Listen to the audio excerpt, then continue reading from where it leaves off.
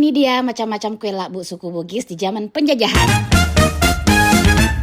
Halo guys, kali ini aku mau bawa kalian berburu kue kering di zamannya nenek. Yang pastinya ada yang tahu dan ada yang nggak tahu kan. Makanya aku mau ajakin kalian mengenal cemilan santai, cemilan jamuan orang dulu di suku Bugis. Bernostalgia dulu. Coba dilihat, ada nggak yang kalian tahu satu nama aja dari kue ini atau mungkin kalian tahu semua? Kalau aku sih jujur lupa nama tapi masih ingat rasa. Lupa nama tapi masih ingat rasa. Kayak judul lagu ya. Nah, judul lagu itu kayaknya maksudnya kayak gini loh.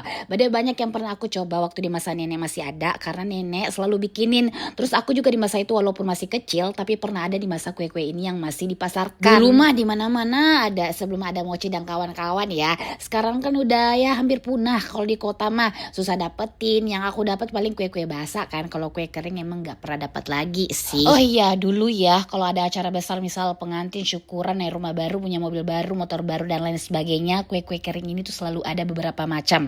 Kata orang Bugis sih 7 rupa. Aku masih ingat banget di zaman candoleng-doleng. Ingat gak guys kue bentuknya 8 apa ya namanya kalau nggak salah bepa putih. Terus ada kue kurma, kue bangke dan lain-lain itu nggak pernah nggak hadir kalau pengantin Bugis zaman dulu. Aduh itu kesukaan aku banget guys. Dulu tuh serunya banyak banget ya guys, makanan-makanan enak-enak, kue-kue enak. Sebenarnya aku tuh bawa kalian bernostalgia ya dengan kue ini. Aku mau ingetin kalian ini loh kue-kue keringnya Bugis yang enak.